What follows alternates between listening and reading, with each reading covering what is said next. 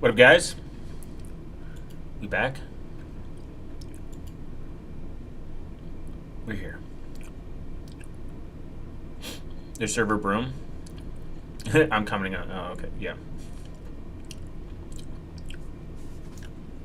No. It is funny. I used to have a.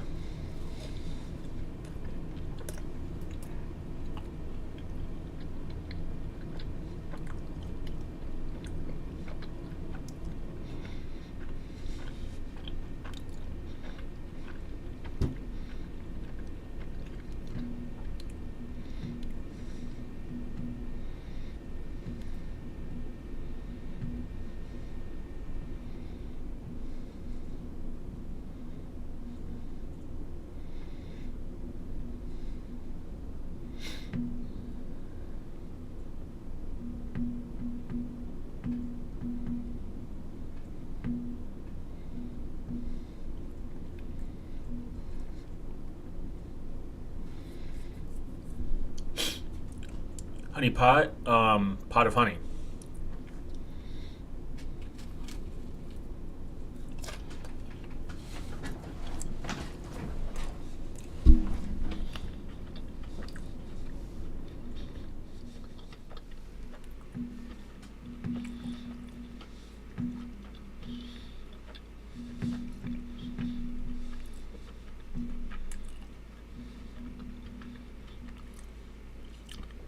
I'm tired, so see you later, Billy. Thanks for stopping by.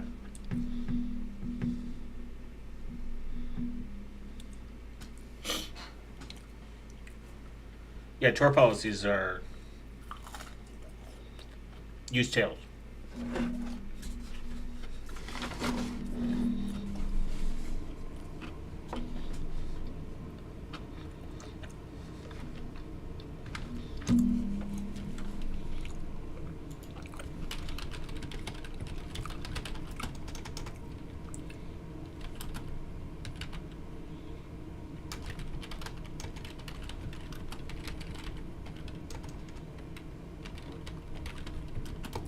Hmm.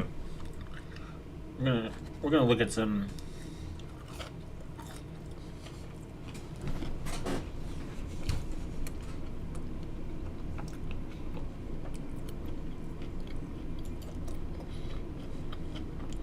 SELinux policies, baby.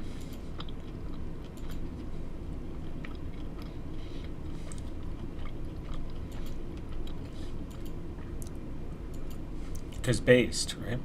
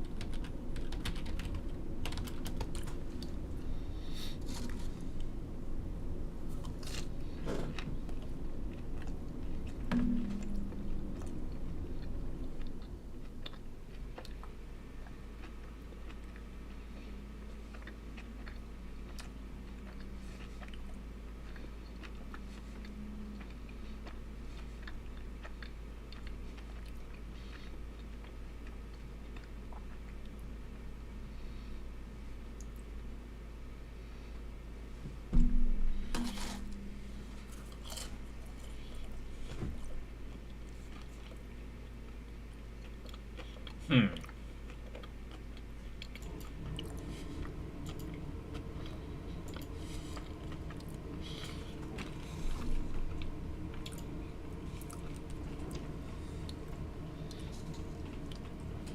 So we're gonna read this. Maybe it'll give me some insight.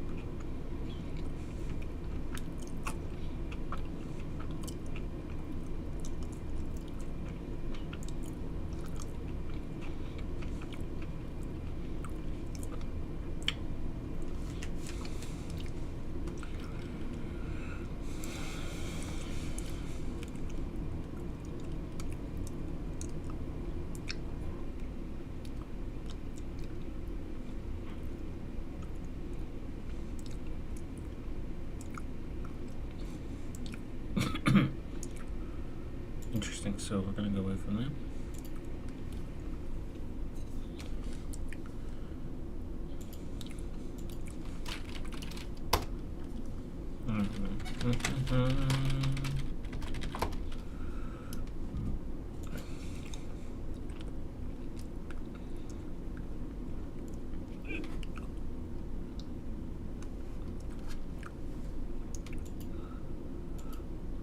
Damn you, fucking Fedora.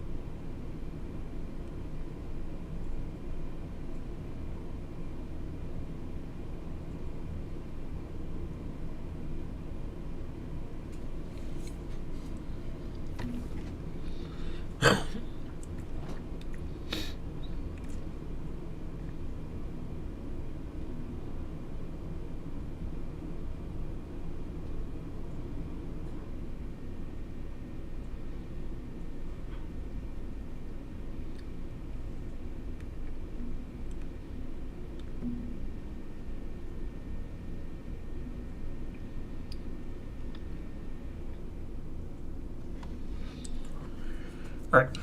SELinux is a collection of mandatory access control rules that are enforced across systems to restrict unauthorized access and tampering. Access and tampering.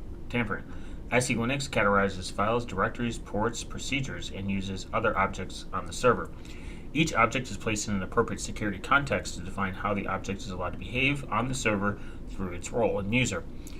The security level. The roles for these objects are grouped in domains, and SELinux rules define how the object in one domain are allowed to interact with other domains. This seems kind of interesting in the sense because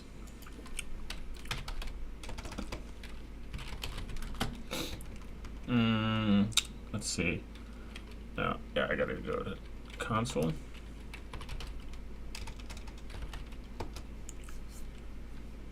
Can you please share that link to the chat? Sup, man? Your last video was good, man. Oh, thanks. I appreciate it. Yeah, I mean, Red Hat has pretty good documentation when it comes to Linux in general security. This is why Fedora is slightly the the quote-unquote best option when it comes to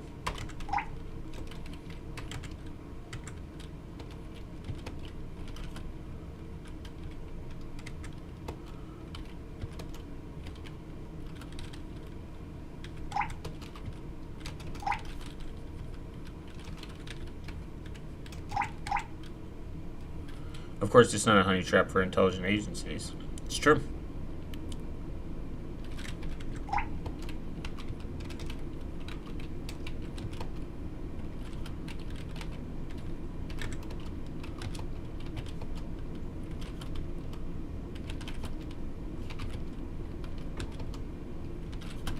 Where the fuck is it? I just like to learn, as you should. Learning's good. You're not going to understand everything either. That's the point. Sometimes that's all it is. I just like to learn. I might never use it. But if other people can learn and it makes them curious, which is the goal, that's all that matters.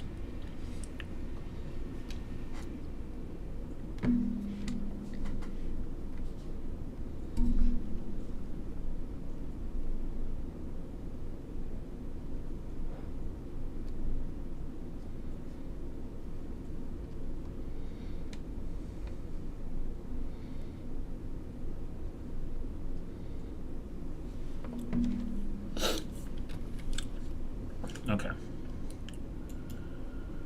This will be another notebook. Securing Linux is what it will be called. It's a pretty good name. This is what I need. 6 monitors.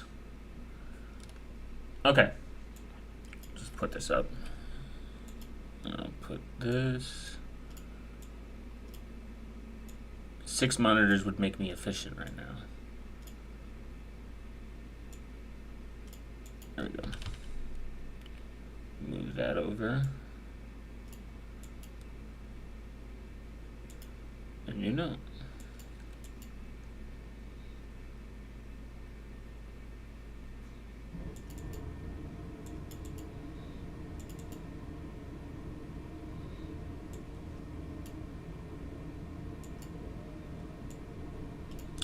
BRB.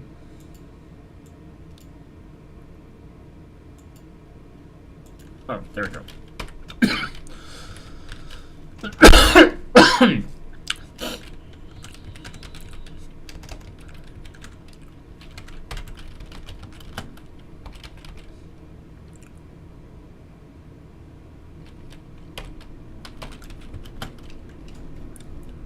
Beautiful.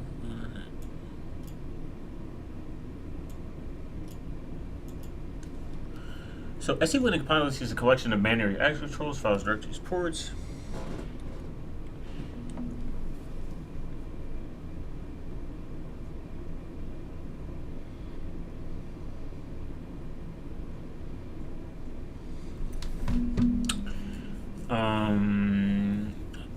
Directory service has the following domains: dir serve _t for the directory server, dir serve SNPT for the SNP. Directory server also uses the additional default domains for LDAP ports, LDAP port T. Oh, nice. There's a GUI. I guess I could look up.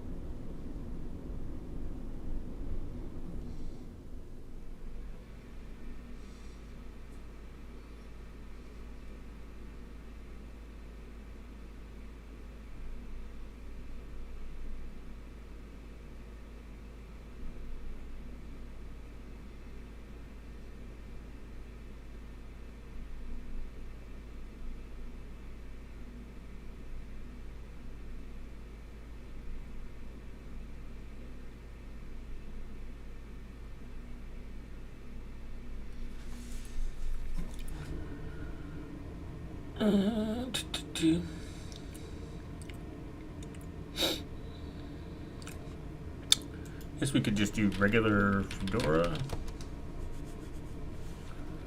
Linux. Okay, based.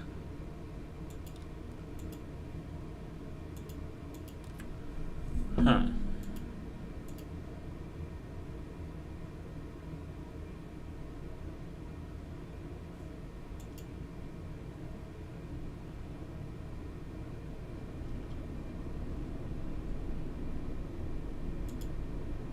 just use Atomic Desktop Experience with, they do better security and reliability. So there's Fedora is an Plasma-based desktop. Sway Atomic is the Atomic Sway-based desktop. Cosmic Atom.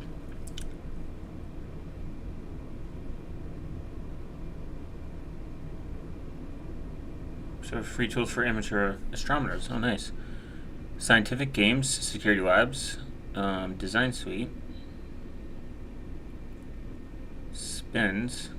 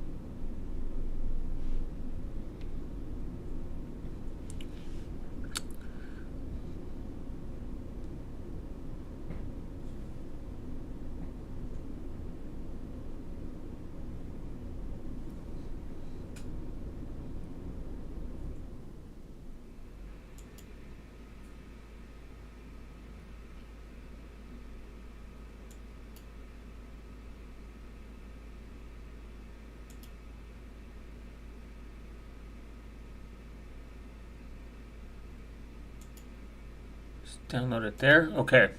Late stream? Yeah.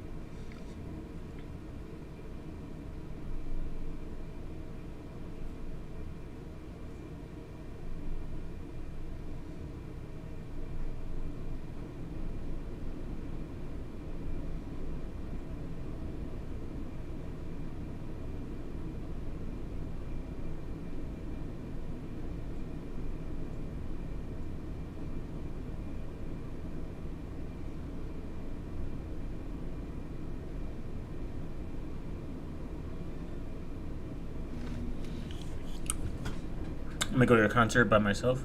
Be kind of weird for me though. You should always go to concerts by yourself. Concerts by yourself are fine. I think people fear doing stuff alone, which kind of makes sense because we're social humans, we're social creatures.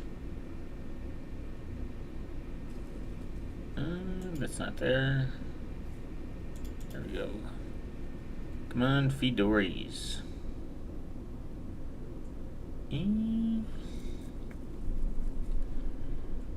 Eight. There we go.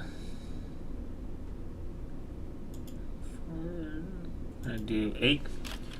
Band's called Carpenter Brute.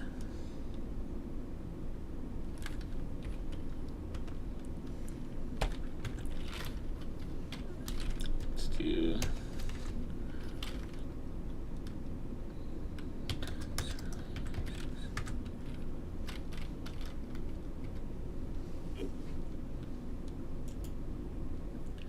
Everything is a honey trap. I wouldn't say so.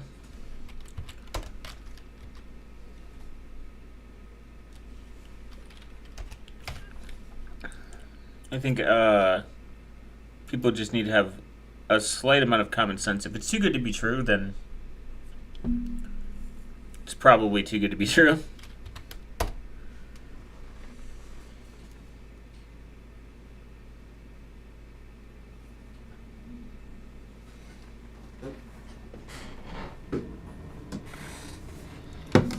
It's my general rule of thumb.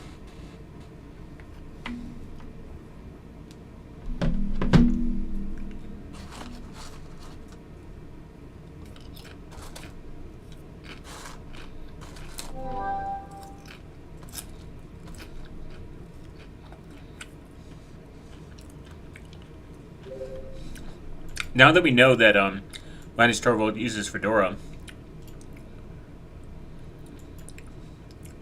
we know what the most superior operating system is, and it's Void Linux.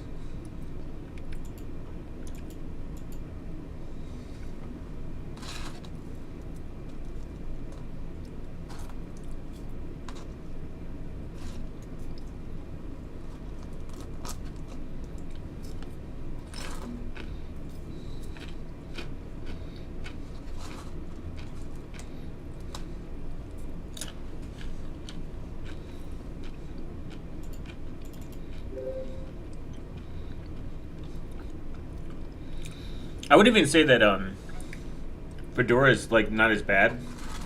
It just doesn't pique my autism, I guess.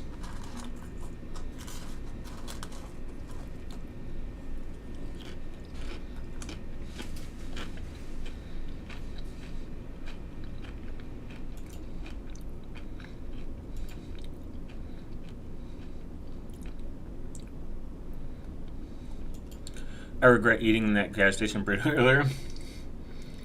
Yeah, that sounds really bad. Jay, aren't you like 40? Shouldn't you like avoid gas station burritos?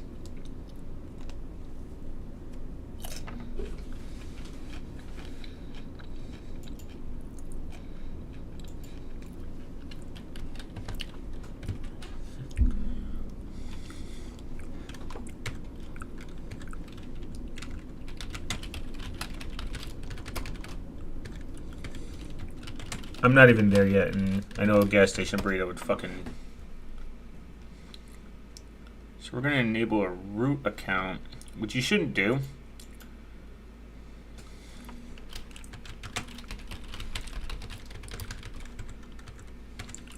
What's going on, brother? You're in your 30s? Oh. Maybe just because you talk like a boomer.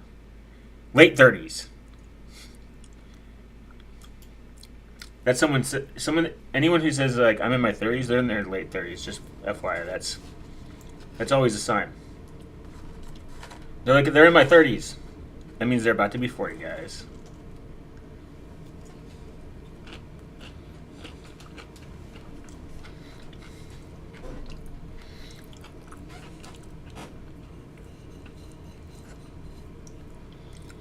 Okay.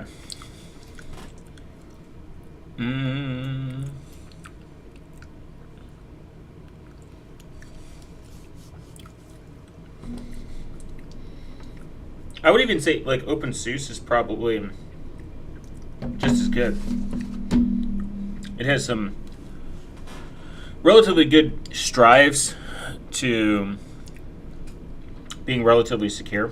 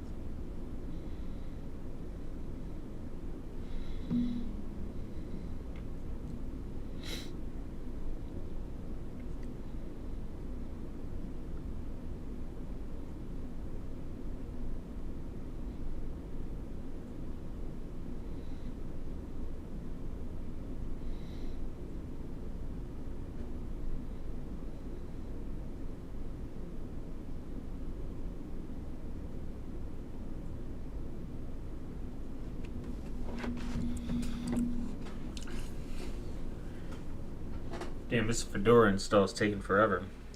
Never mind, I take back everything nice I said about it.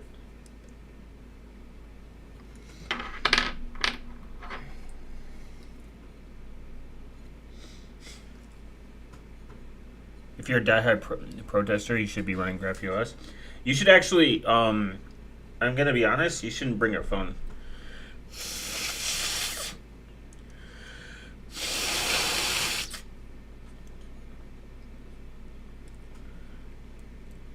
mean, Graphene OS says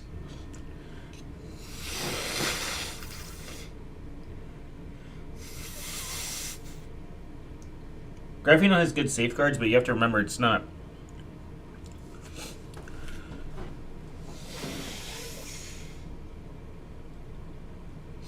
It has still.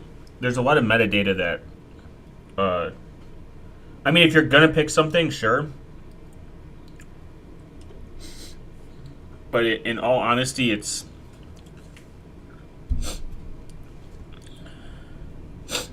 Yeah.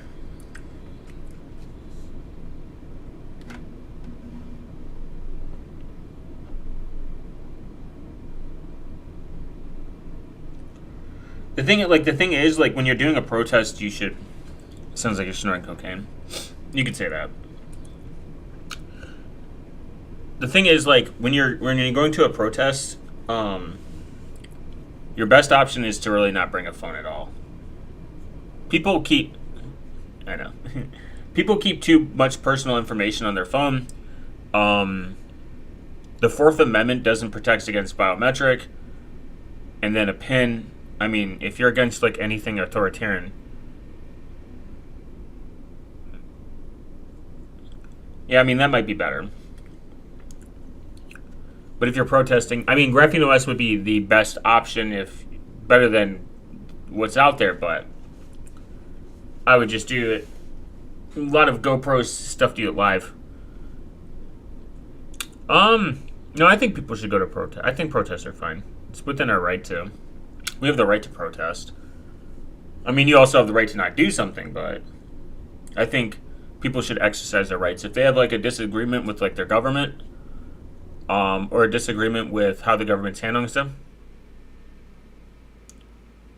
I think that's there's if there's no point in surrendering your rights. If there's no point in rights if you're not like somewhat willing to sacrifice something for them.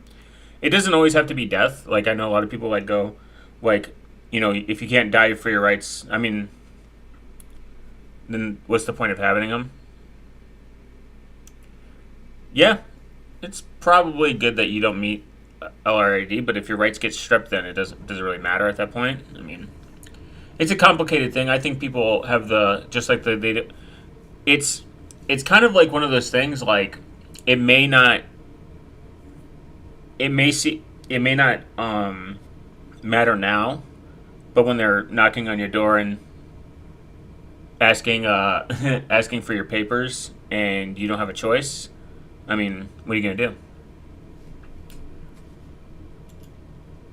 People say that it's not going to happen, but I think people are really upset what just happened in Minnesota. I think society is very upset.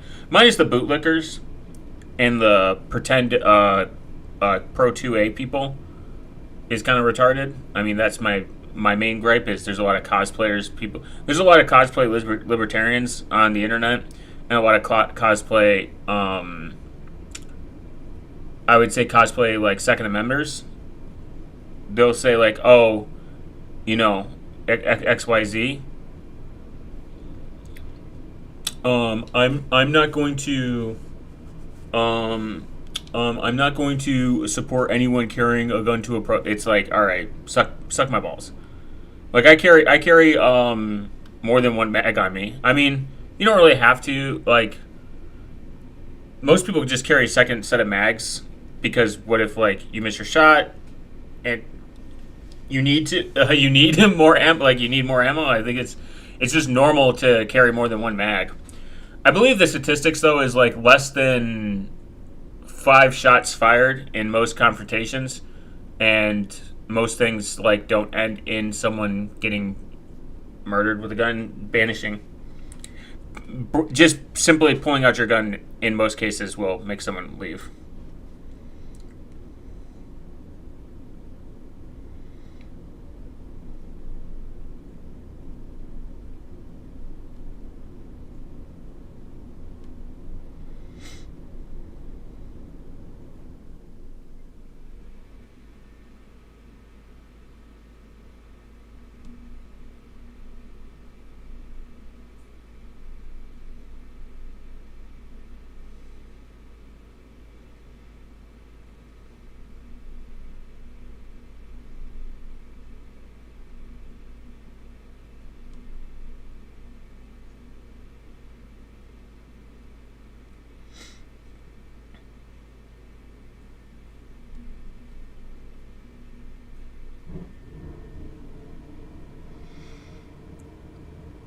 Man, I don't even own a gun. Only shot a gun and COD. Oh, I mean, COD 2.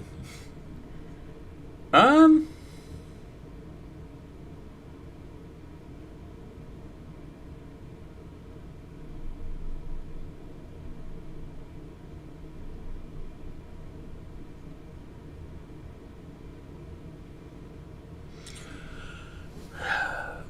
I mean, rights are kind of cool, like, cause like you can like, I mean, right, you can exercise the right to not go get a firearm, but they're just fun. They're cool.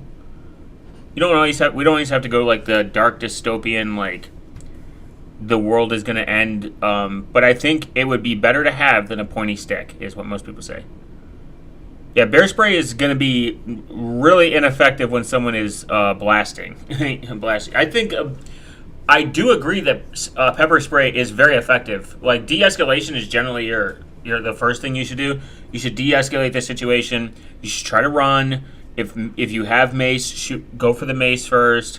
But if it's multiple people, it's not the movies. I would say, yeah. I mean, like, you should get a gun for protection. I think it's fine. I'm not a fighting type of guy, if that makes sense. I can't fight, and I would rather have the advantage of just ending it right there. Again, most statistics point to, obviously it's not going to always be in real life, but most statistics point that if you just pull out your firearm, most people stop what they're about to do. Obviously, that's not always the case, because then we live in a perfect world and no one would die. But in reality, it's I think I just got to reboot. I just got to reboot this. But if you want one for protection, just go to the range and shoot. I mean, most normal Second Amendment people will be super loving and respecting for anyone that comes into their shop and wants to learn how to shoot. It doesn't matter where they shouldn't. It shouldn't.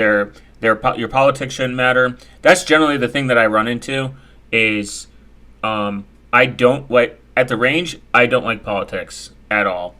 I don't care about your politics. I don't care who you voted for. I don't care who you didn't vote for. I don't care who you like. I don't care who you don't like.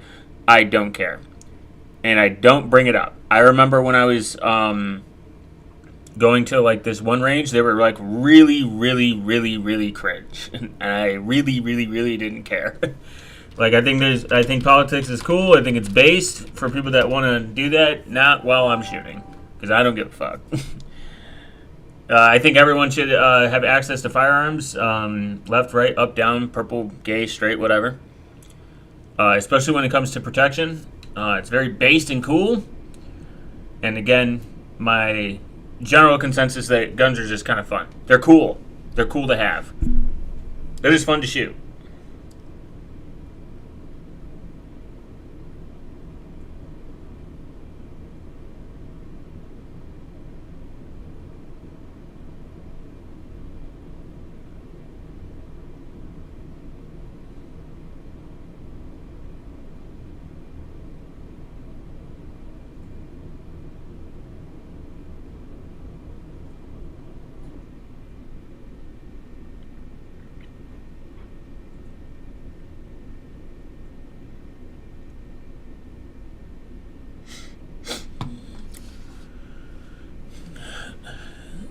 Agreed. Yeah.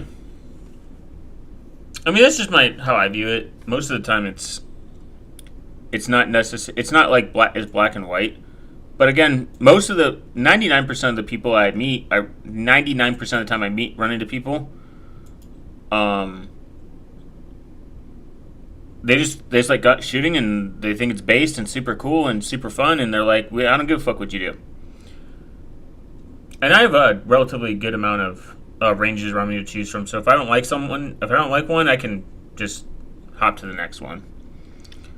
Though, fuck the ranges that have limits on trigger pull. Like, they're like, you gotta wait 30 seconds between each. Fuck you. I hate you, and you're gay. I want to be able to just blast through my ammo. Especially if By the way, like if you hate money, buy 300 Blackout. 300 Blackout is still unnecessarily fucking expensive. And I hate it. I have a based AR-15 that's super cool. And I was like, let me do 300 Blackout. I want something quiet, but I fucked up. I didn't get a short SBR. I didn't get a short barrel rifle. I do love IDP matches. IDPA matches, what the fuck?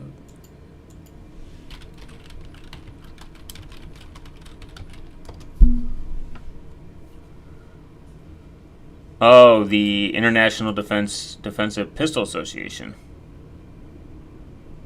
Oh, okay.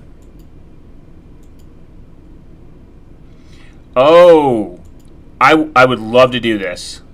Oh my god, I would love to do competition shooting. Are these the people that do like?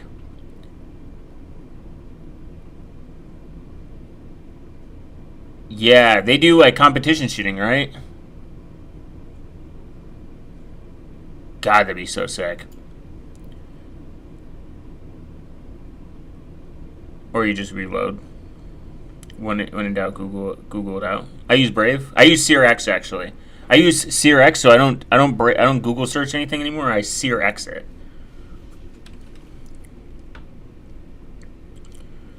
Yeah, that'd be super fun.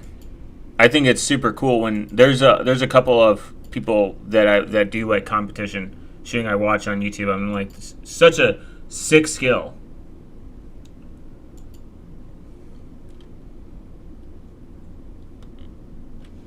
Obviously, there's like crazy good ones out like that one. Who's that one guy? He's like famous. He's like really famous. Like he's like the fastest. He's got the fast. I think he's still the fastest shooter. Then there's that guy from Turkey who got silver.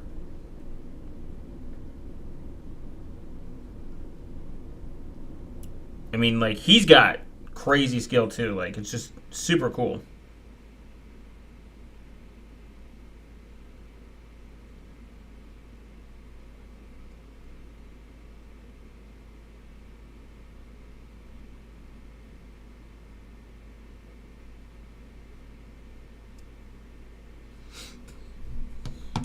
You can do whatever you want if you have immunity, right?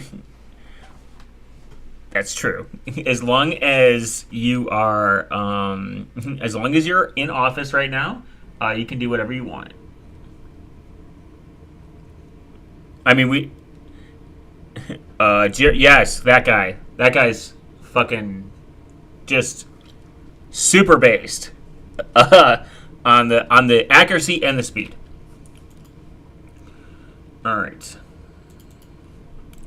Let's see. Is this natively installed in Fedora?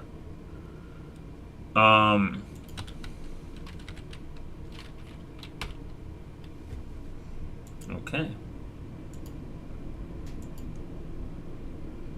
Yeah, personally, I think qualified immunity gets completely wiped out. Qualified immunity is garbage. It costs tons of taxpayer dollars.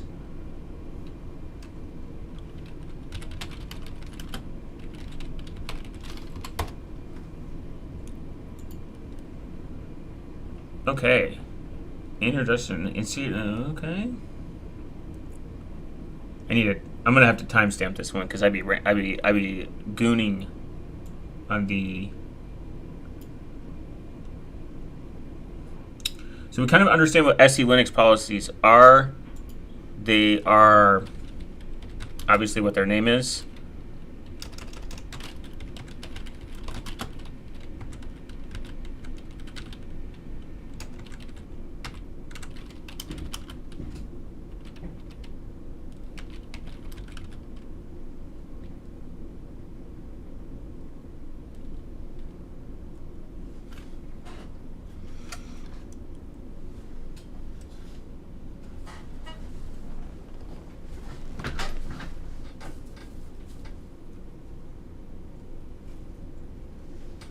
Damn.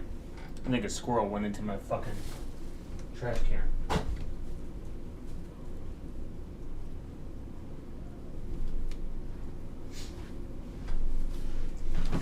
Or a raccoon or something. You know, it's actually, you're the same way.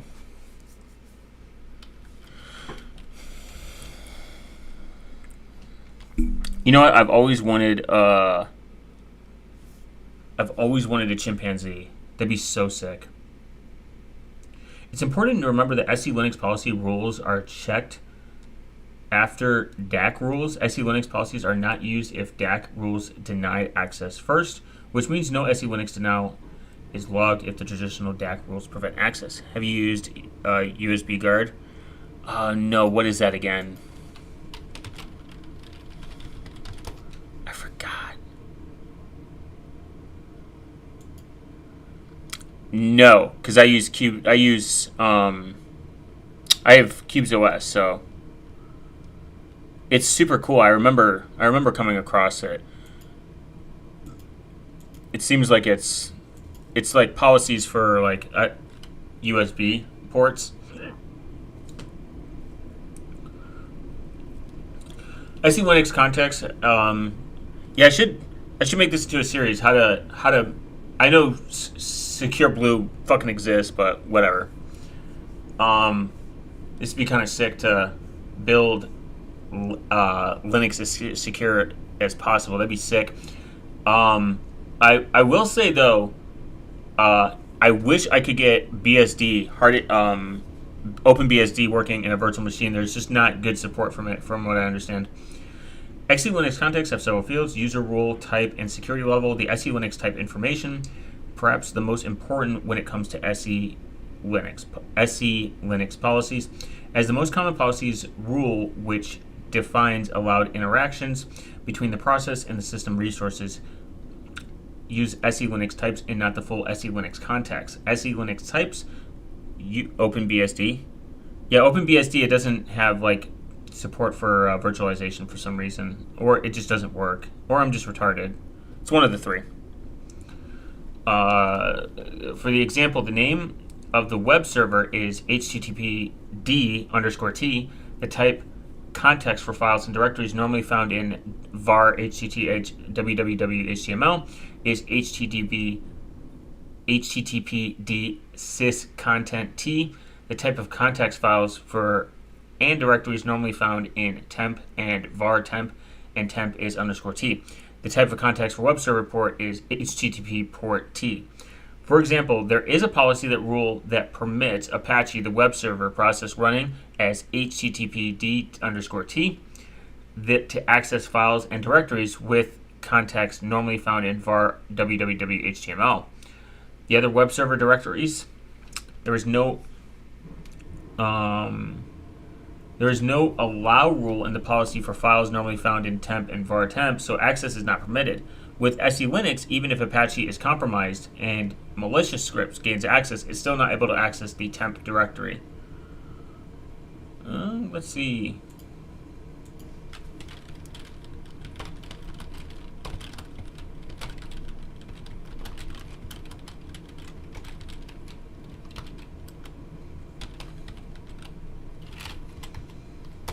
Is it sensitive information?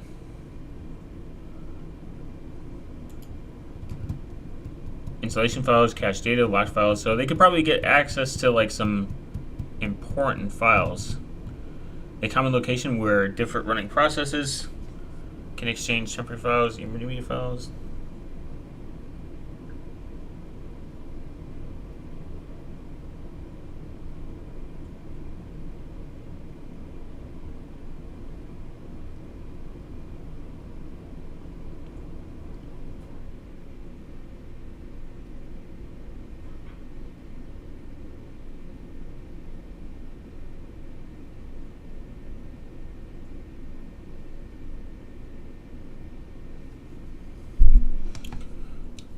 Charge automatic cleanup, okay, stuff like that. So there's probably like some important stuff in there. SELinux allows Apache to process running HTTP to access the var HTML file directory, and then it denies the same process to access the data MySQL directory because there's no allow rule for HTTP-T and MySQL DBT type context. On the other hand, the MariaD process running in the MySQL is able to access the data MySQL directory as SELinux also correctly denies the process which SELinux for mere mortals. Nice. Benefits of running SELinux. We understand. Antivirus software replacement for password firewalls, not excuses. Okay. The following example demonstrates how SELinux increases security. The default action is denied if SELinux policy rule does not exist to allow access, such as for processing, opening a file, access is denied. SELinux confined Linux users to a number of confined SELinux user exist in the SELinux policy. Linux users can be mapped to confined SELinux users to take advantage of the security rules and mechanisms to apply them.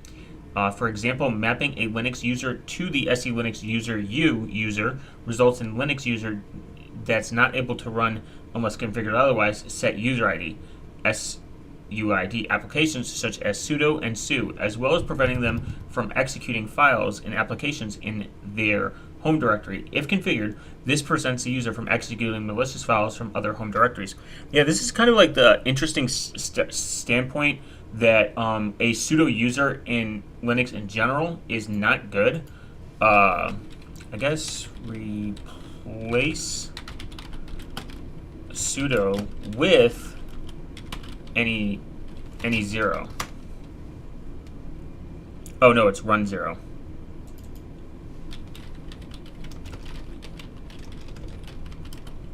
So we're gonna do that. We're gonna lock down sudo. That would be kind of smart to do in perspective, because then we could allow ourselves to do that. To replace sudo, you must just is running systemd version 256 or later to run zero as part of that release. It is not a direct drop-in replacement. These tools operate in different principles and use different configuration mechanisms. The security model. Sudo is a set user ID binary which presents a larger potential attack surface. Run zero avoids sudo and gets sudo functionality entirely. It acts as a wrapper around the existing systemd code and uses a transit service which generally provides more isolated secure context. We'll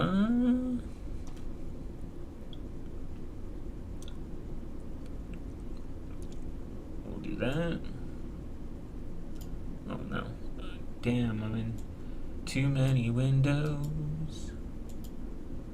Okay. I'm gonna do that.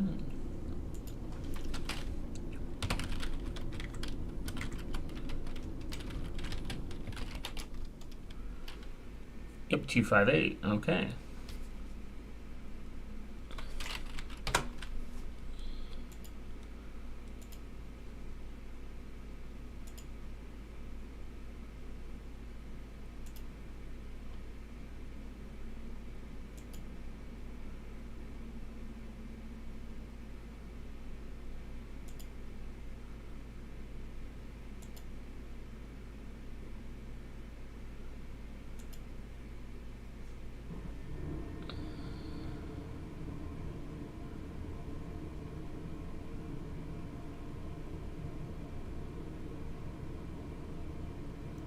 Okay. When removing sudo a week ago, KD shutdown was broke and it can use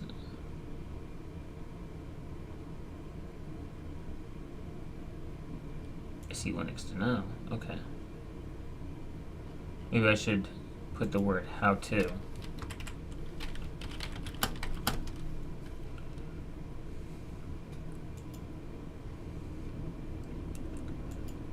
Oh.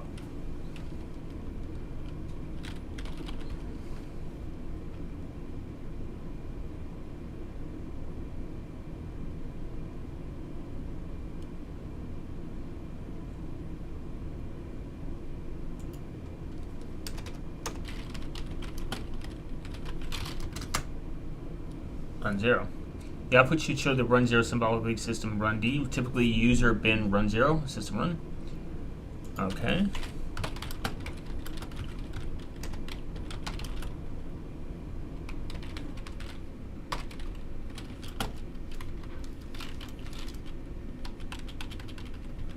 Polkit, remember that thing? Yeah, Polkit Ooh, not apt. What is wrong with me? E and F. There we go.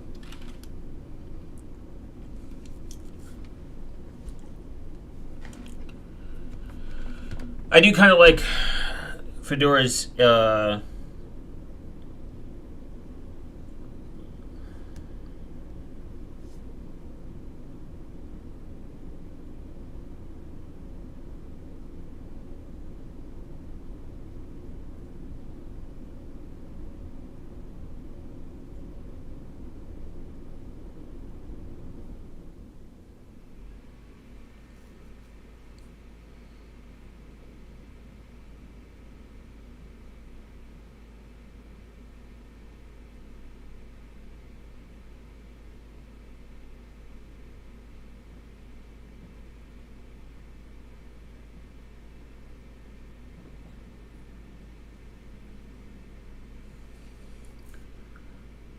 okay, interesting.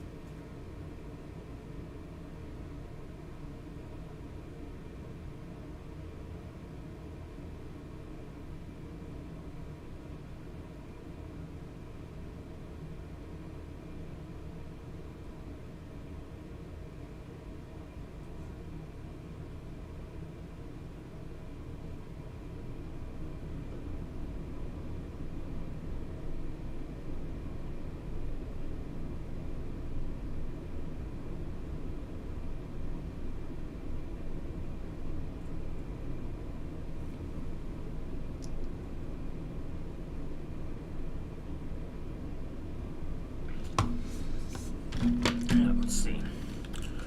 Okay, that's there. So it seems like, where's this? So SELinux policies. Let's see. And SELinux policies offer better security and access control. And then they are, it's more a fine-grained system. So we got polkit, run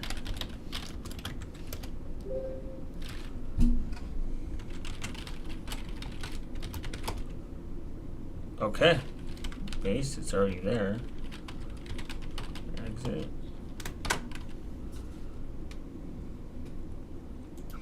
Oh.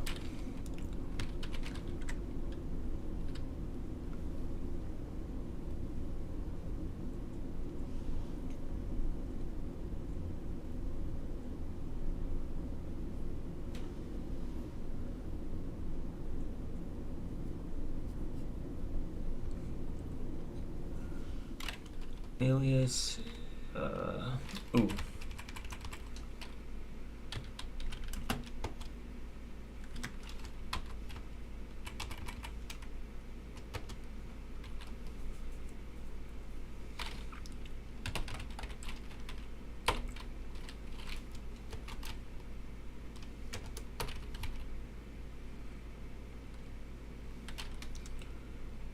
Sudo run 0 to the tilde, yeah.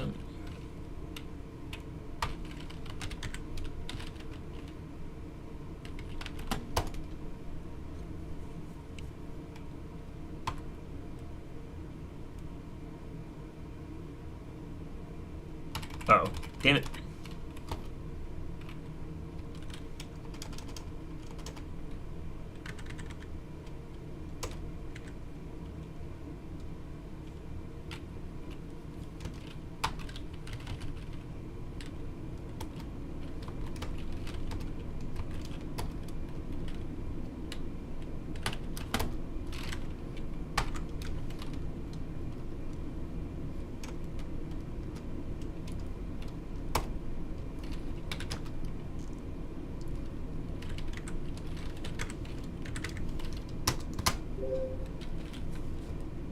Okay.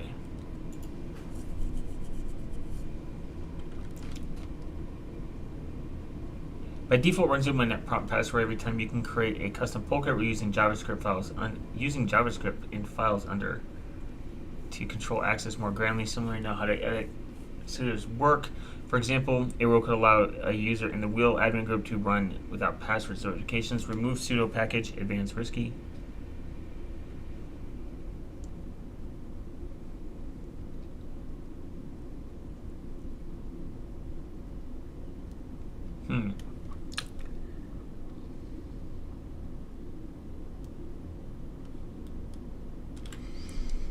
It's kind of interesting.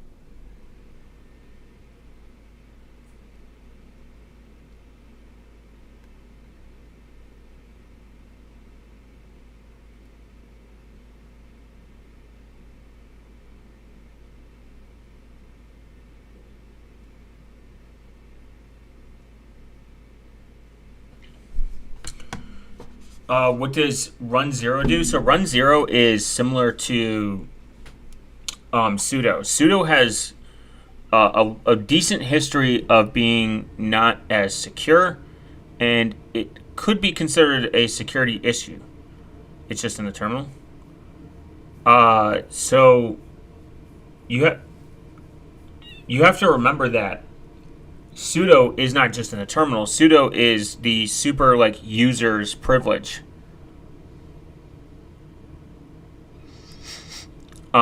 And you have to remember that sudo gives a lot of privilege, and because it gets a lot of privilege, this could have a exploitive. It could have a surface. It's really an attack surface. So when a lot of people compromise Linux systems, they always want to become root. They always want sudo privileges. So sudo has a huge code base. I forget how many lines of code sudo is, but it's huge. I mean,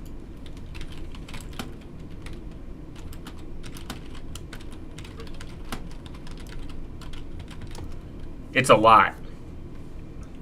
150,000 lines of code of C just reflecting for sudo. It's not an add user. What do you mean it's not an add user?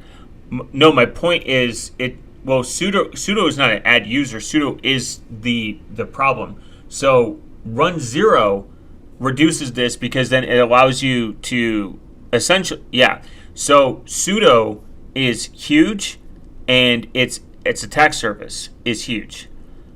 When you log into Linux, gives you sudo privileges. Bare Linux, random Linux gives you super user privileges automatically. You get a root user. Some Linux distributions allow you to disable. This is disabled by default, like Fedora. Some Fedoras are Fedora derivatives is disabled by default. Some Linux distros have taken into their hands to not allow root user unless you explicitly add it.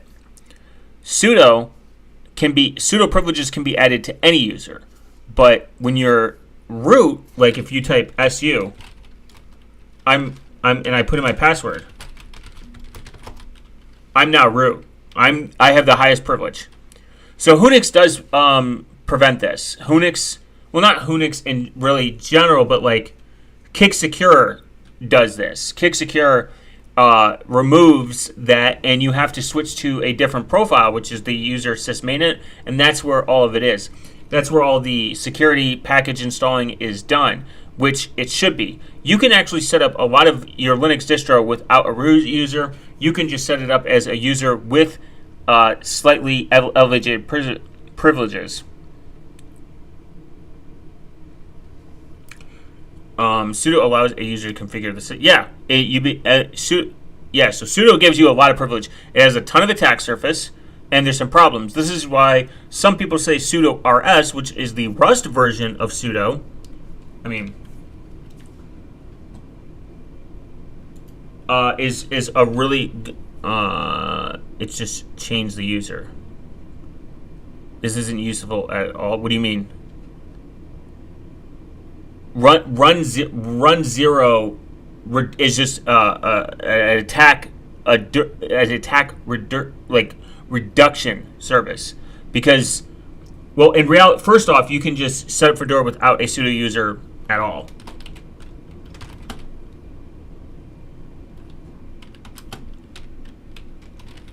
I mean, even do as depends on the use case. Yeah, even do as is better. I mean, the first problem with Linux in general is that you get super user privileges regardless.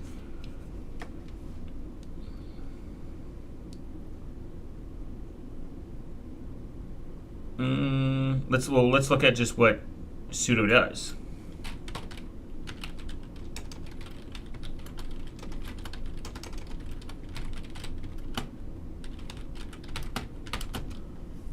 He literally just wanted to download run Flatpak. Why the heck does you need to go through a bunch of commands to disable SELinux and a bunch more? He literally just wanted to download and run a Flatpak. I'm not entirely sure. It's been since.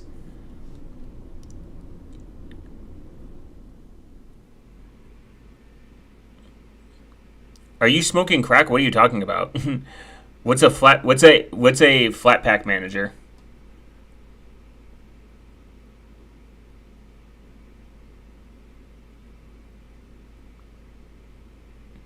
I don't even know what you're talking about, to be completely honest. I don't know if you're like smoking crack or something, but very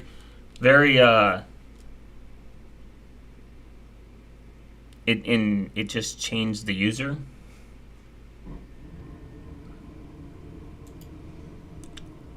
A download manager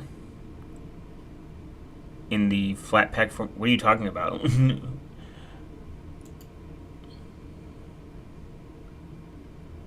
And even Flatpak, even Flatpak itself is not really secure out of the gate. Flatkill is somewhat outdated, and it's not really a thing anymore, as like it was in back in 2020. Oh, okay, it's a user's fault that we implement SELinux to prevent Flatpak.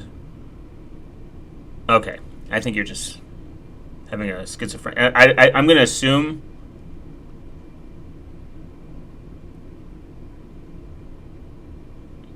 Oh, and my friend's fault for using his system. I think there's a delay, or you're just having a mental breakdown. I never said it's the user's fault.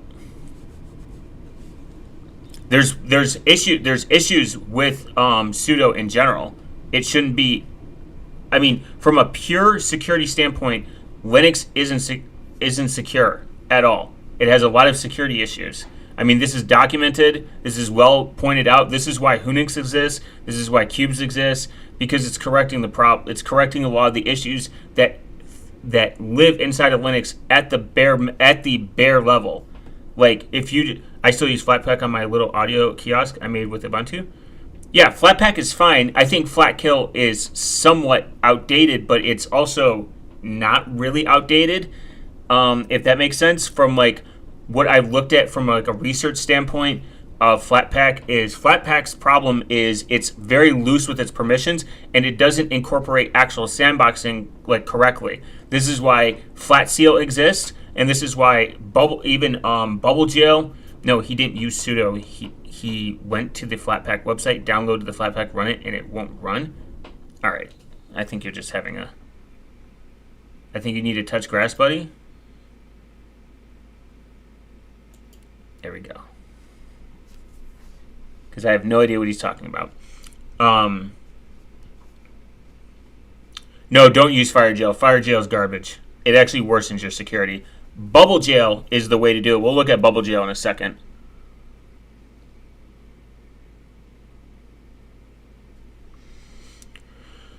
So Flatpak's biggest problem is the user permissions that are allowed, and it doesn't is a part of the most Fedora-based distros, whereas AppArmor is mostly Debian. That's true. I don't know what they're smoking, but I mean, I normally don't put people in timeout, but I had to, so I have no idea.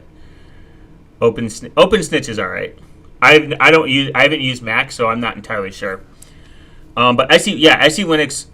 Open snitch. I believe that's only a Mac, but it's cool. It's kind of similar, I believe, to Portmaster. But yeah, SE Linux is part of most Fedora-based distros. But you can incorporate SE Linux policies. AppArmor is used on Debian, but it's not a replacement. The problem is, I have no idea what that person was talking about. Besides the fact there might have been a delay in, and I'm just like, whatever. The major issue is, I guess, Linux. Let that guy go to the thinking corner. Yeah, I guess that's the way. I mean, it's just I'm just confused. I always put people I always untimeout people, but the thing is, from what I understand is, what I understand is like Linux in general is not what's the word I'm looking for? It's not homogeneous in nature. The different Linux distros do different policies. They think that this is how you should secure Linux. This is how you should secure Linux. It's not. I mean, a lot of Linux distros still let you use X11, which even we know at this current time that X11 is less secure and has less security built into it versus Wayland. Like Wayland actually isolates the GPU. Xorg has no sandboxing natively built into it, and that's one of the biggest problems. FireJail is still recommended for some insane reason, even though FireJail is worse than. There's something called Bubble Jail, and then there's another thing called Bubble Wrap. Bubble Wrap is kind of cool. I mean, we kind of know like what.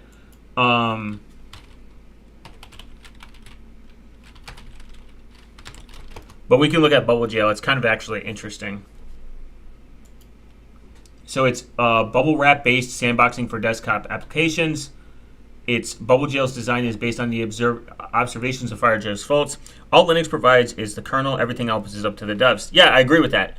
I think that is somewhat of a problem. I'm not blaming the Linux. Well, the Linux kernel actually does have an issue. Its code base is very huge. It still relies on C, and going to Rust might be a benefit from a kernel perspective. Like a smaller kernel base would be probably like better. The fact that the Linux kernel is so huge doesn't really help. I mean, maintaining that code is just probably a nightmare. So that's like that's a whole other thing. But I don't want to say I completely blame the Linux kernel. There is some faults with it. The attack surface of Linux is not the best. I don't think it really needs what do you call it? Yeah, I'll post the link. I don't think it really needs antivirus, but it probably wouldn't hurt. There's still malware made for Linux. I mean, that's like a myth. That's like the dumbest myth I always come with. They're like, Linux can't get malware, which is retarded. I assume people don't believe this now, but it's probably still put out there. Okay, we can actually put it. Okay, so Bubble Jail is a bubble wrapper-based alternative to FireJail. Bubble Jail is designed to base on observation of FireJail's faults. One of the biggest issues with FireJail is that you can accidentally run unboxed, unsandboxed applications and not notice. Bubble Jail, instead of trying to transparently overlay an existing home directory, it creates a separate home directory, which, oh, you're right. I've always said that the best antivirus is user's judgment. Yes and no. Yes and no. I mean, we can't always blame the user when these. Damn it. Oh yeah, because it's in a VM. I'm sitting here tripping. Like, what people give shit, like Windows a lot of shit, but Windows actually has decent security out the gate. I would say even this. I'm gonna sound. There's of course issues where good software becomes compromised. Yeah. Not just that though. I'll even say this, that like Fedora, like Windows and Mac. Well, Mac has really good security in general. But at a nutshell, in a plain sense, I would rather hand an inexperienced Windows user Windows than an experienced Linux user. And let me reverse this. I would say an inexperienced Linux user would be better on Windows than an experienced Windows user than on Linux. I've been trying FireGel. It's hard to use, so I'll definitely give this a try. Yeah. It's really not that hard. We can look at it real quick, too. Installation, Fedora, package spec.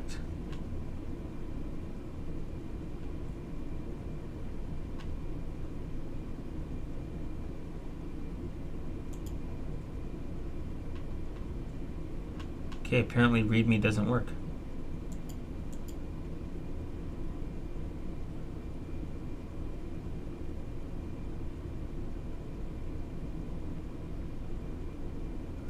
Runtime highly recommended dependencies.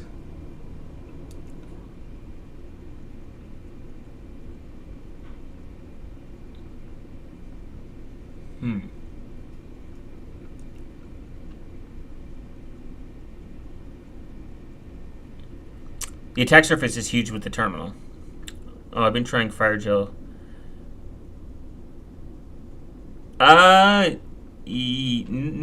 Not really. I mean, you're just not gonna. I wouldn't say that. I wouldn't say yeah to that. The attack surface with Linux is the amount of dependencies that it has, and the amount of software that runs, and like how big the code. I mean, having a huge code base has to be a thing.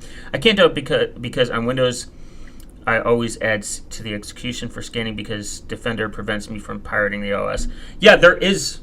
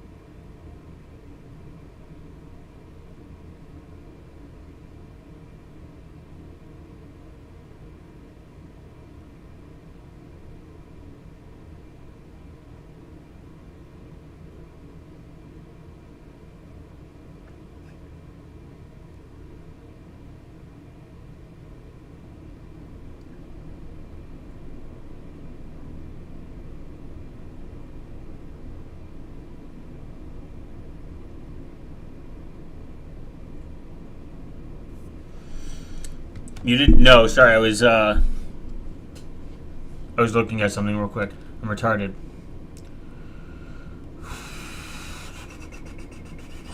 Bubble gel config.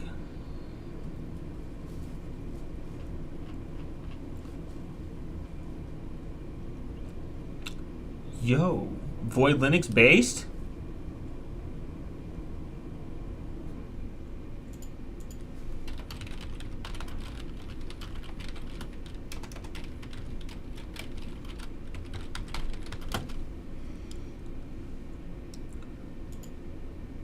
Okay.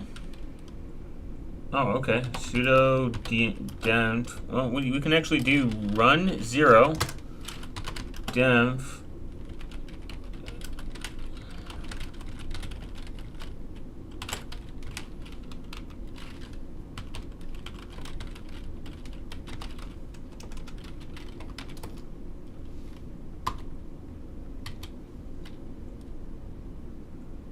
AV did not click. Oh, okay. So I got an SELinux. I just submitted a link to a virus tool. Turns out the link discrete users stage HTML drop file hosted by you. Then it downloaded it. Then it downloads a Linux ELF executable. Interesting.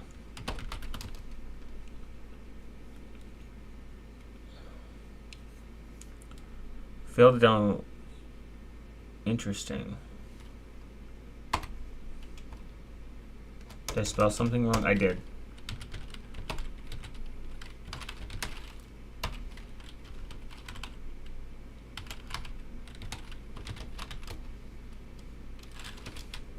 There we go.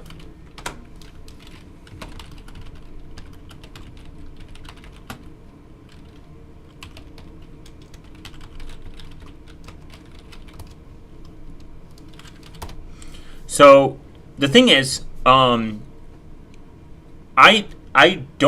necessarily don't like. I really don't like Windows. I really don't like Windows for a lot of reasons, but I'm never going to say that their security is this awful, terrible thing. The thing is, Windows is huge. It's one of the most used operating systems. No shit. I think Linux Copium is kind of the problem. Even Mac users are really annoying with this. With all the IoT devices running some version of Linux is bound to attacks heard of outdated device. Yeah, 100%.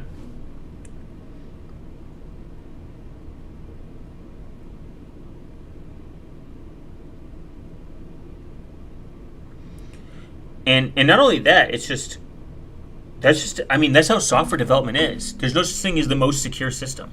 It's not possible. Okay, so we can do this with Firefox. So we can do a bubble. So now we have bubble jail. Prove it. It's right here. It gives us bubble jail execute. So we could do bubble jail. Create tac profile. Firefox, and then Firefox instance. Importing tips, move Mozilla Firefox from your home directory to instance home directory. Okay, bubble jail. Run Firefox. This is how easy it is. And then it didn't work. Maybe I have to use sudo.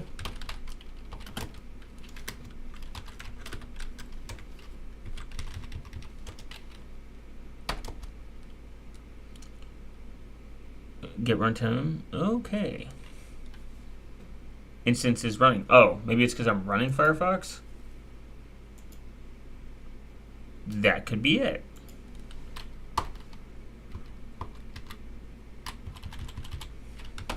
Oh. Bubble jail. Run.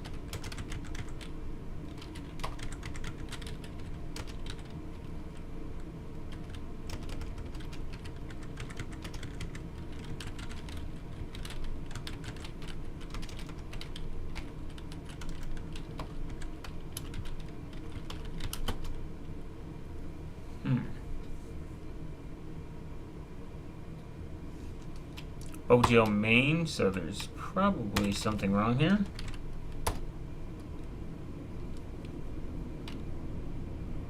Oh, something with... Yeah.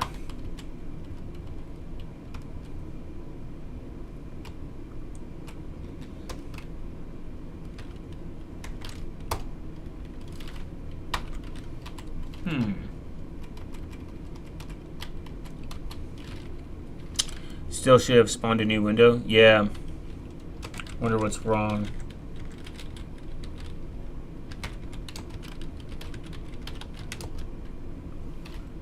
Interesting.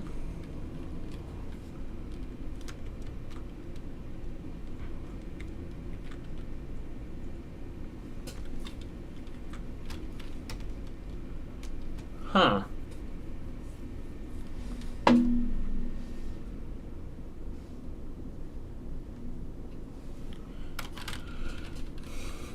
let's see.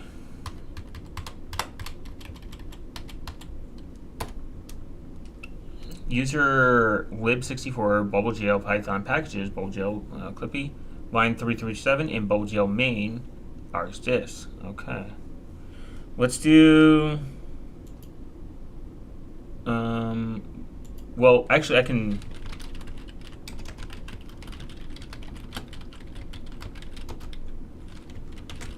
Install Brave.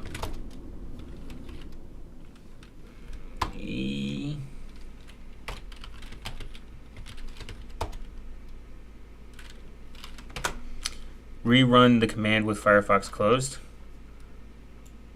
I did. Oh, like.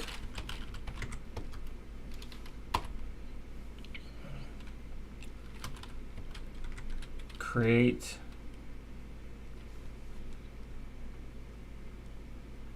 What is it again? No. Bubble create. Well, no. Firefox.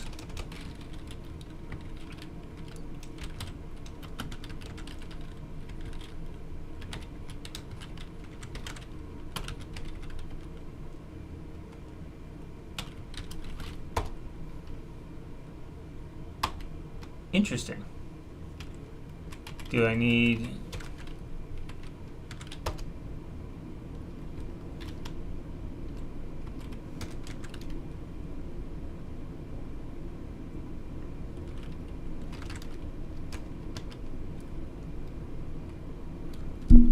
Or better yet, remove it from the bubble gel, then return. Oh, okay, yeah.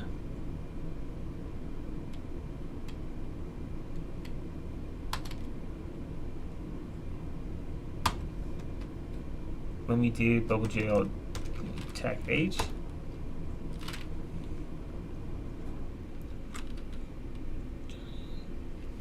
Generate desktop entry. I wonder if that...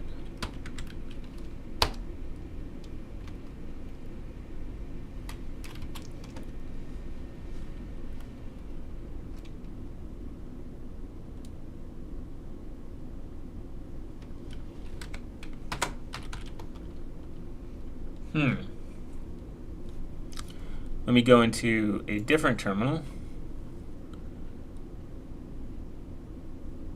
Okay, let me do this. Bubble gel create profile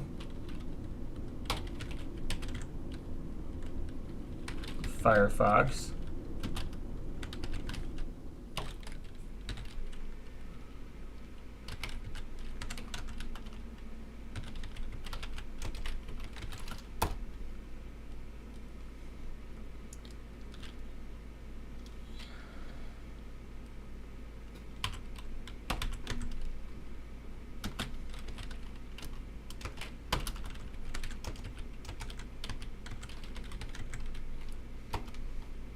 There we go. Hell yeah, baby.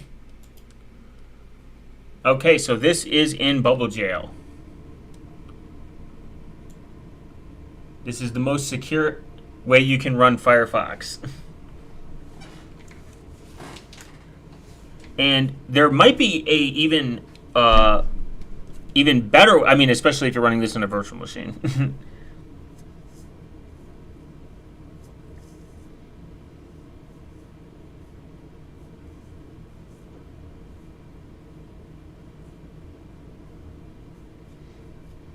And I would even say that you could probably achieve this even in a more based way, with especially with SELinux policies that only allow a certain user to use like bubble gel and then set this up and then make XYZ work. So definitely gonna have an entry for that with bubble gel. My notes.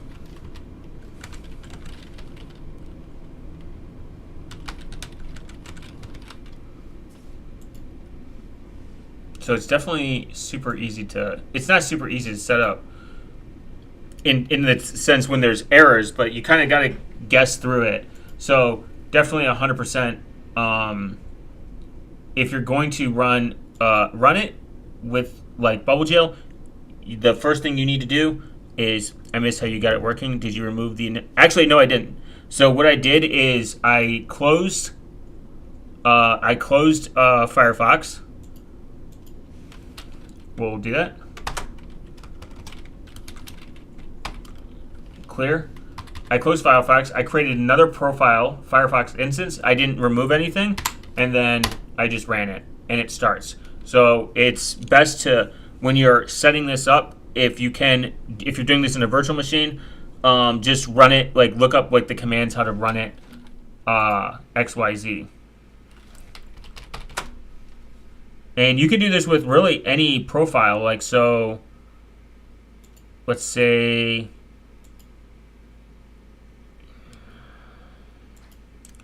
you want to do it in Brave.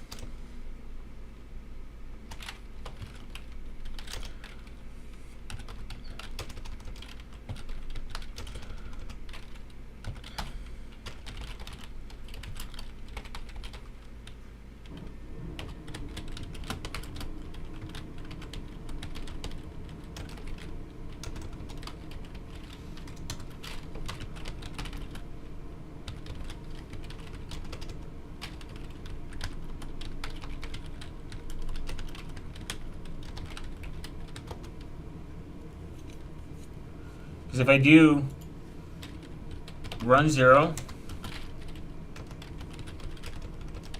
dev install,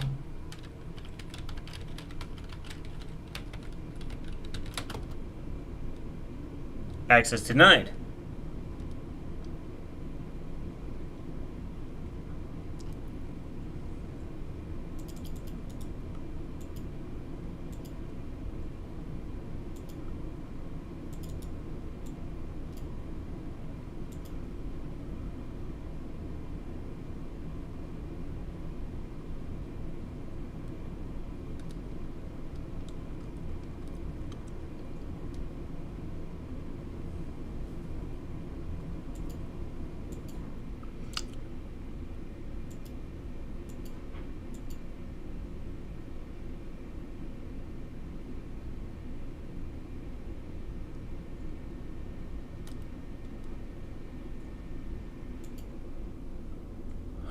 Okay, we're just gonna wait.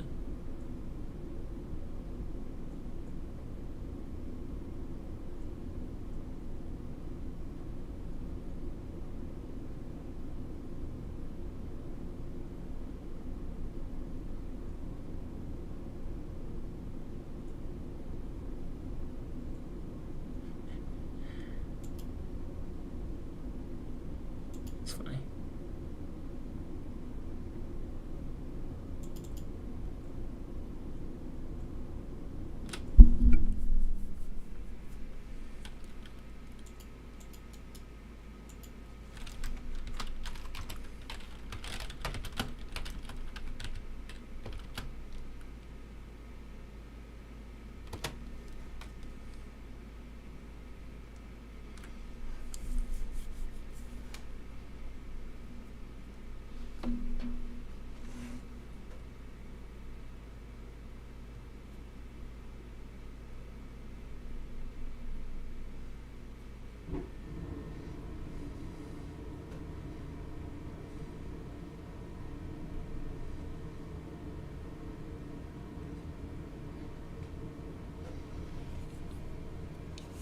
Okay.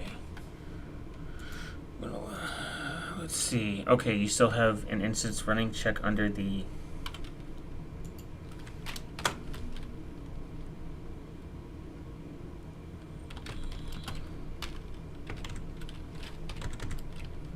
run user.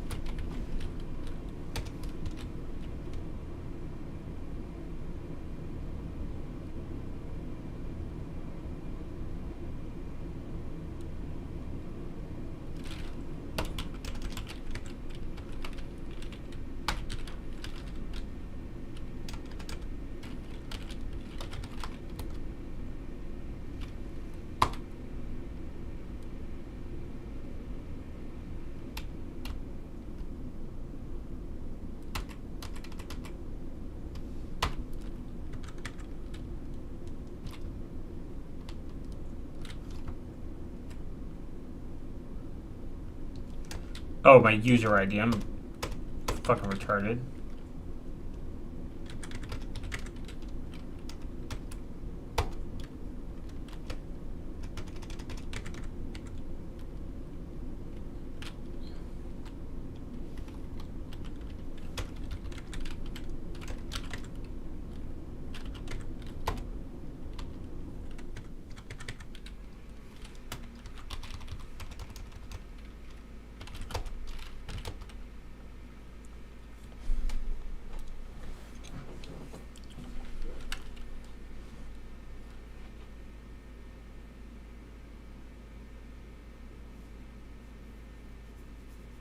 I don't see anything.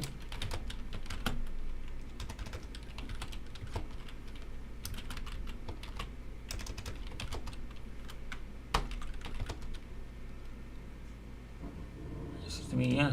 I could be retarded though. I'm missing something. There seems to be a temporary runtime directory where the sandbox state is saved.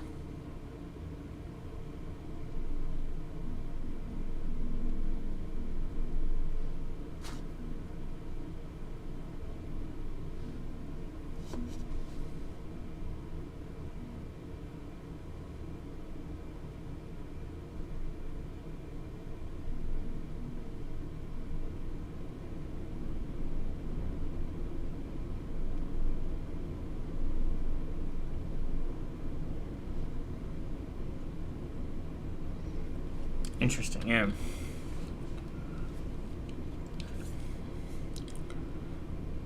Will HTOP tell us?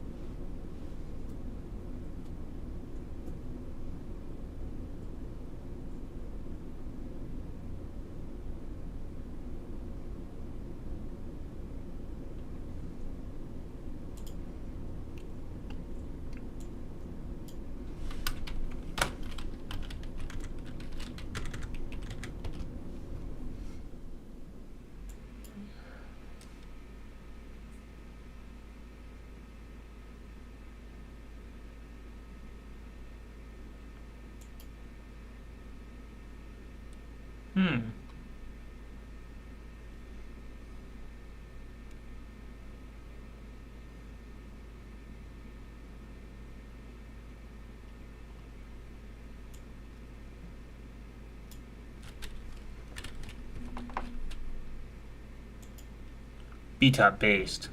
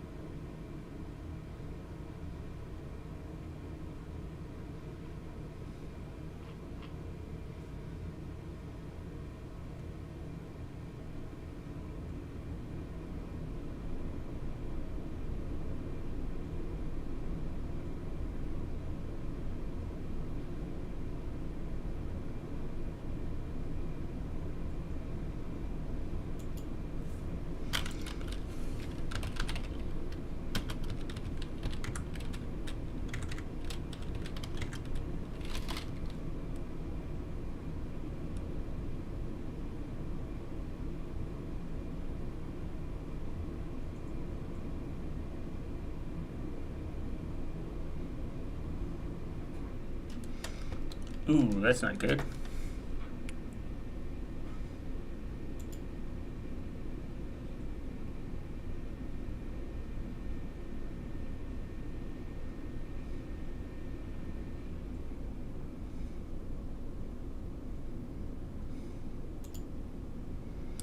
I wonder what would allow this.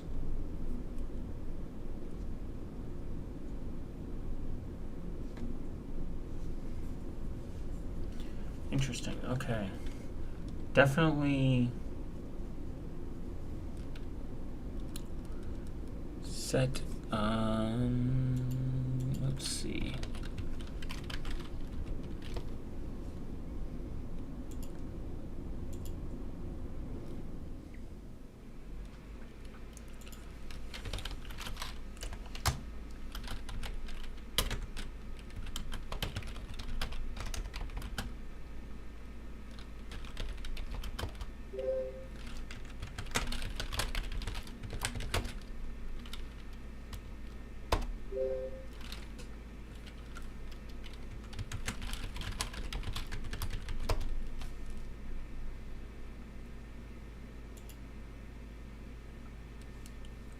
Huh. Source DNF attempt to access on this user bin DNF5.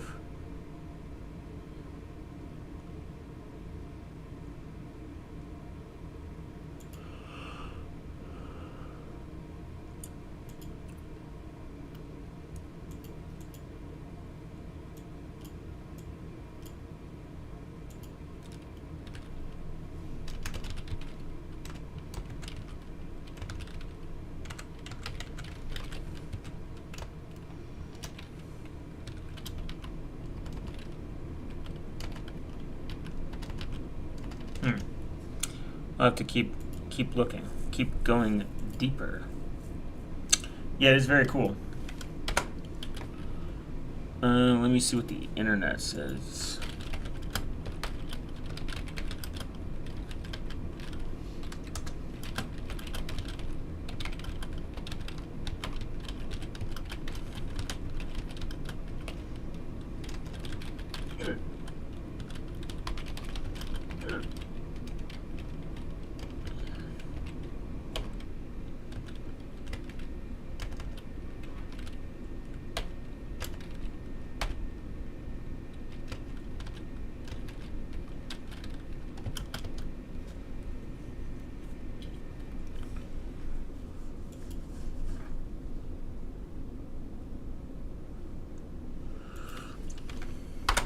Let's see, SES.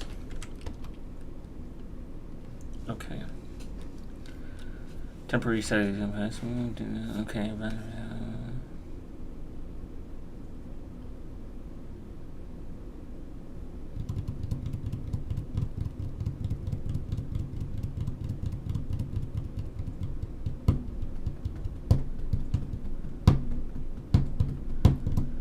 Booleans.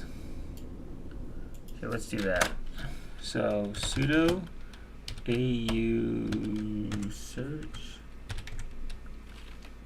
tech m avc tech ts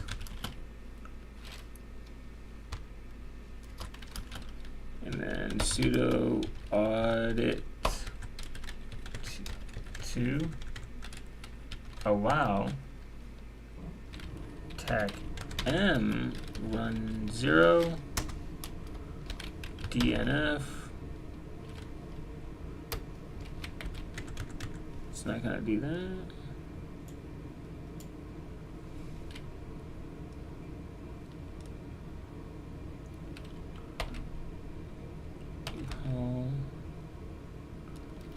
Let's see.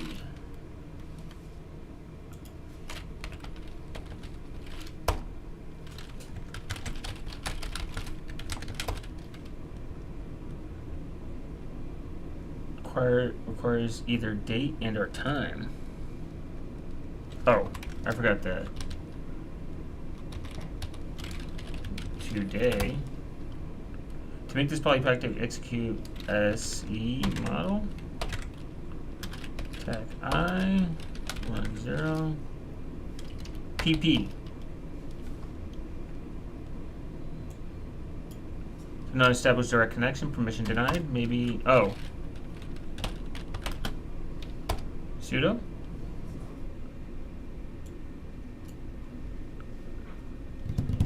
Always use sudo. Okay, cool.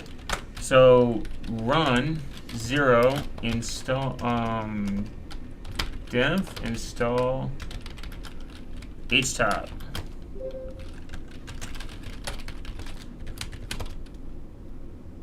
Oh, base, now it works. And it exited from root.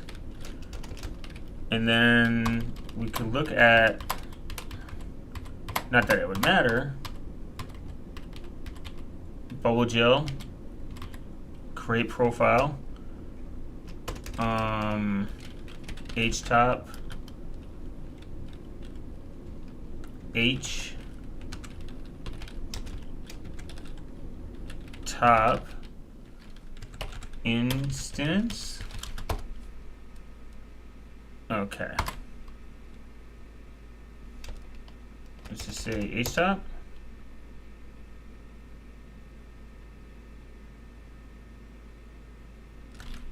New instance name. Okay. Htop.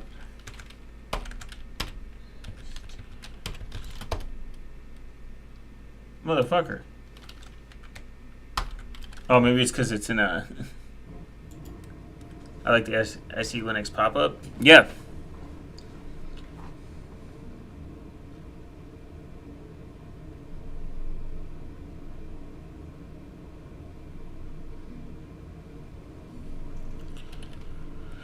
Let's see more BubbleGel.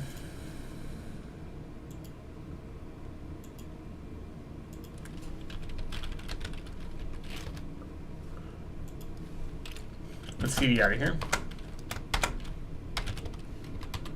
Okay.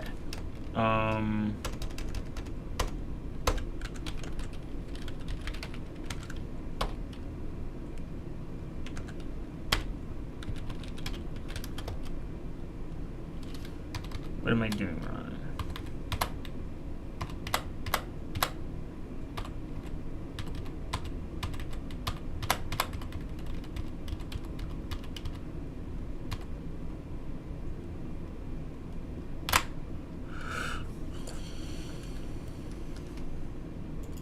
Oh.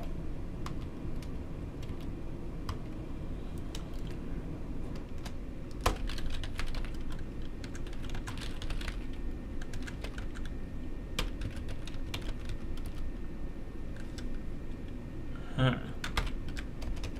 Wonder what that is. Maybe I can't use it. It's maybe because it's not a desktop. Okay.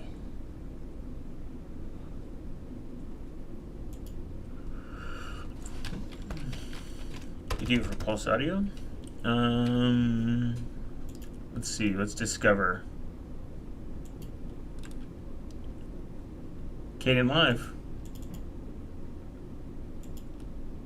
Install from Fedora Linux.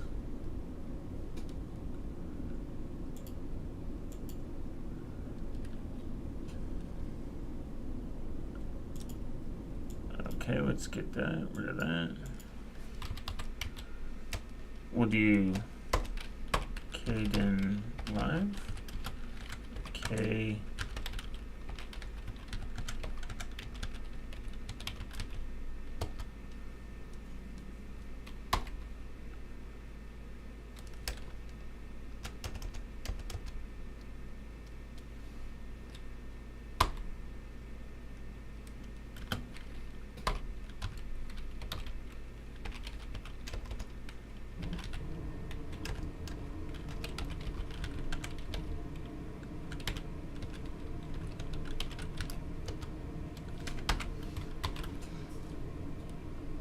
See what I'm doing wrong.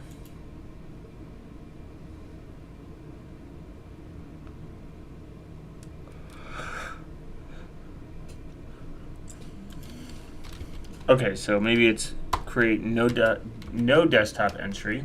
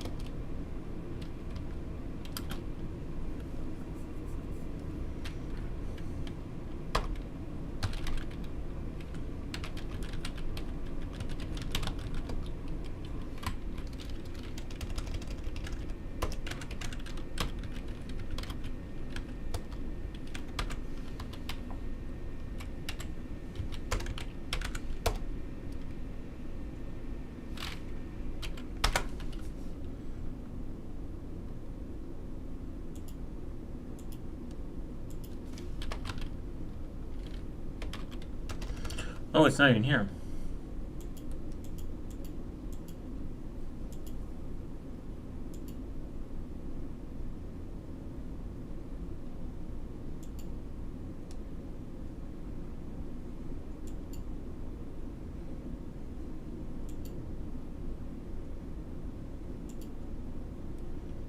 Oh, it is here. I was spelling it dim like a retard. Oh, that explains it. It all makes sense.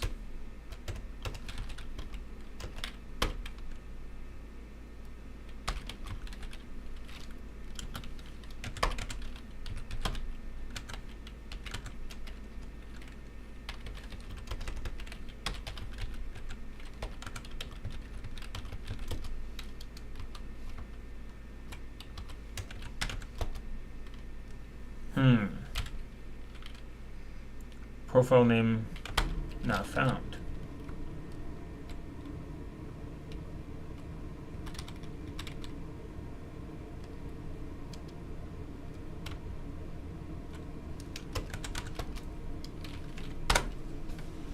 Interesting. I'll have to dig much deeper into that on how to do different types. I did install this bubble gel. Interesting application isolation. Yeah, it's very cool. It's very based, actually. It's a little goofy. I used it only once a long time ago, and I used to use Brave with it for some reason. I don't know why. Oh, I ran a Fedora. I distro hopped to a Fedora install.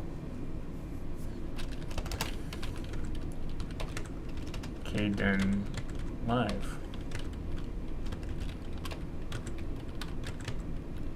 I'm definitely gonna.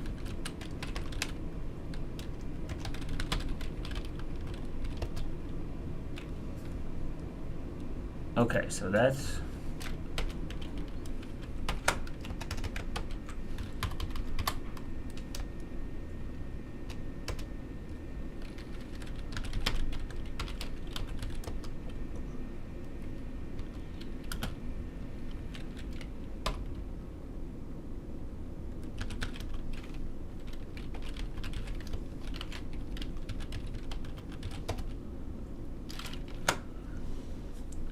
I'll have to mess around with it. Alright, guys, hour and 30 minutes. Appreciate y'all stopping by and getting involved into SELinux policies. I think it's a very good start to kind of like get your gears turning on how you can like secure your system, because good security always going to have better outcomes with privacy in the in the long scheme of it. And also make sure that you like the video and that you comment your favorite Linux command below. Obviously, it's always the up command. Don't forget to let YouTube know that I'm a real person and I enjoy all their policies by sharing with your friends and your family so they know what you do on the internet in your spare time. I appreciate y'all. I'll see you guys in the next one. Have a good night. And don't forget